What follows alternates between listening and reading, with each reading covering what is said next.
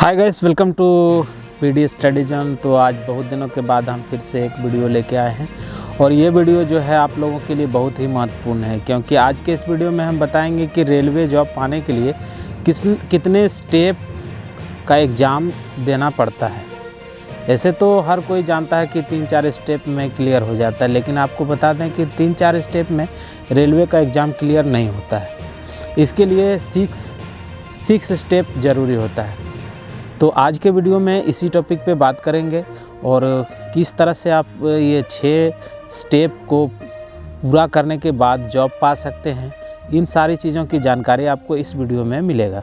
तो चलिए शुरू करते हैं। तो गाइस, जैसा कि अभी आप देख रहे हैं कि मैं एक जंगल एरिया में बैठा हुआ हूँ, क्योंकि घर में काफ़ी शोर शराबा के चलते जो है वीडियो शूटिंग नहीं कर पाते हैं। और फ़िलहाल इधर भी आप सुन रहे हैं कि बगल में जो है रोड है और इस साइड में आपको ट्रैक मिलेगा और ट्रैक में हमेशा ट्रेन आते जाते रहती है। और साथ में इधर रोड में जो बहुत सारा मोटरसाइकिल, साइकिल, 4 व्हीलर वगैरह वगैरह आते रहता है, जिससे काफ़ी शोर शराबा हो जाता है। फिर भी आप इन सब चीज़ों को नज़रअंदाज कर दीजिए और मेन टॉपिक पे आप अपना पूरा ध्यान दीजिए, क्योंकि यदि आप ये चीज़ें समझ जाते हैं तो आपको रेलवे जॉब पाने में बहुत ही आसानी होगी।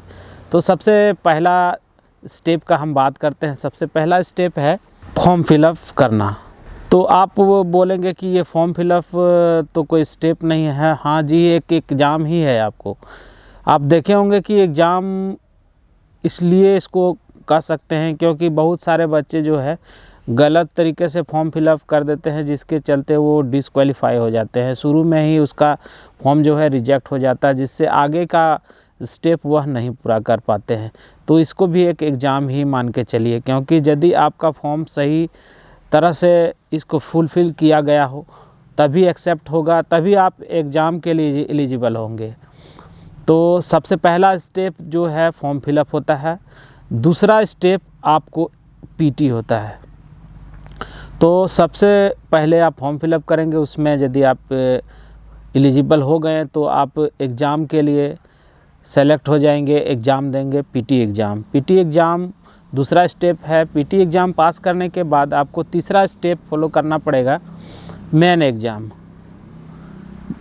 आपको ये भी बता दें कि बहुत सारे रेलवे का एग्ज़ाम जो है उसमें सिर्फ एक ही पीटी होता है, लेकिन बहुत सारे ऐसे एग्ज़ाम होता है जिसमें मेन एग्ज़ाम भी होता है।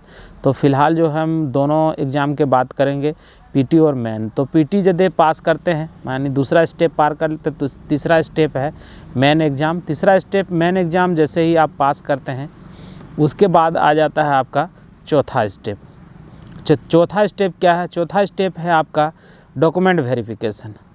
चौथा स्टेप डॉक्यूमेंट वेरिफिकेशन, ये भी आपको पास ही करना पड़ेगा कि किसी तरह कोई दिक्कत हो, आपको कोई पेपर में कहीं किसी तरह का कोई कमी पूर्ति रह जाता है, तो जिसके चलते आप वहाँ से भी डिसक्वालीफाई हो जाते हैं, तो वो भी आपको डॉक्यूमेंट वेरिफिकेशन भी अच्छी तरह से पास करना ही पड़ेगा।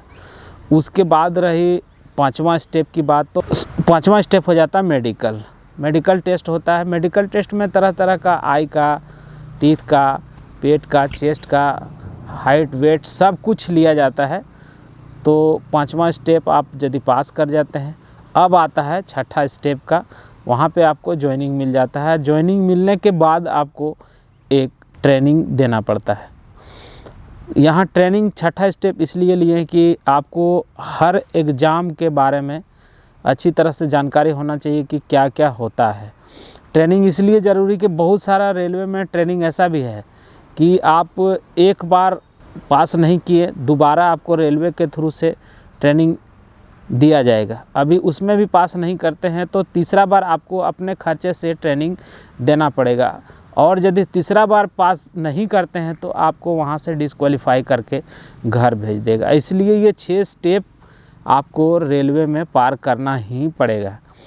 तो अच्छी तरह से अपना दिमाग में इस बात को रख लीजिए कि रेलवे का एग्ज़ाम पाने के लिए आपको 6 स्टेप फॉलो करना पड़ता है, 6 स्टेप पार करना पड़ता है। 6 स्टेप पार कर लिए तभी आपका जेब में रेलवे का रुपया आएगा।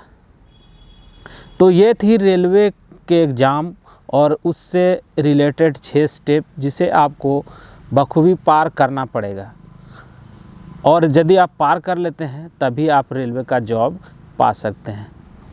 तो इस वीडियो में हमने रेलवे जॉब पाने के लिए जो 6 स्टेप पार करना पड़ता है उसके बारे में बताया। आने वाले वीडियो में हम आपको बताएंगे कि आपको रेलवे के जॉब पाने के लिए किस तरह की तैयारी करनी पड़ेगी, कितना पढ़ना पड़ेगा और क्या क्या करना पड़ेगा, कौन कौन सा चैप्टर देखना पड़ेगा, किस तरह से math, reasoning, GK, GS, current affair इत्यादि की तैयारी करना पड़ेगा। क्योंकि बहुत सारे स्टूडेंट है कि अनाप शनाप किताबें, बहुत सारे किताबें ले लेते हैं और दिन रात अपना टाइम जो है बेकार कर देते हैं, लेकिन ऐसा नहीं है। रेलवे का भी एक सिलेबस होता है, सिलेबस के अंतर्गत ही आप उसे तैयारी कीजिए, अच्छी तरह से निकाल लेंगे। क्योंकि बहुत कुछ इधर उधर का नहीं पूछा जाता है। रही बात मैथ का, मैथ में भी कुछ चैप्टर है जिससे बहुत ज़्यादा क्वेश्चन पूछा जाता है, मैथ का भी चैप्टर है जिससे बहुत कम क्वेश्चन पूछा जाता है। तो फ़िलहाल जो है आप हमारे चैनल पे रेलवे से रिलेटेड जो मैथ, किस तरह का मैथ पूछा जाता है उसका लेंदी और ट्रिक में भी मैथ दिया हुआ है। आप जाके हमारे चैनल को विजिट कर सकते हैं और देख सकते हैं उसमें किस तरह का क्वेश्चन पूछा जाता है, जिसे मैं बखूबी करीब 100 से 150 वीडियो इस टॉपिक पे बनाया हूँ। वहाँ जाके देखिए और समझ लीजिए। तो फ़िलहाल जो है आज का जो वीडियो था ये रेलवे जॉब और उसमें कितने स्टेप का एग्ज़ाम होता है इसके बारे में, जो कि बखूबी तरह से आप इसको समझ चुके हैं। और फ़िलहाल जो है इस वीडियो को हम यहीं पे समाप्त करते हैं, क्योंकि ये काफ़ी लंबा होते जा रहा है। और नेक्स्ट वीडियो में आपको बहुत सारा ऐसे चीज़ें की जानकारी देंगे और हमारे चैनल में इस तरह का रेलवे एग्ज़ाम की तैयारी, रेलवे में पूछे जाने वाले प्रश्न उत्तर इत्यादि को बताया जाता है। साथ में रेलवे अपडेट, जो क्या क्या हो रहा है रेलवे में, क्या आने वाला है, क्या जाने वाला है, किस तरह के, और जो रेलवे में ऑलरेडी जॉब कर रहे हैं उसके बारे में भी बहुत सारा लेटेस्ट न्यूज़ आपको इस चैनल पे मिल जाएगा। तो प्लीज़ इस चैनल को सब्सक्राइब कर लीजिएगा और ये वीडियो यदि अच्छा लगा तो उसे लाइक कर दीजिएगा।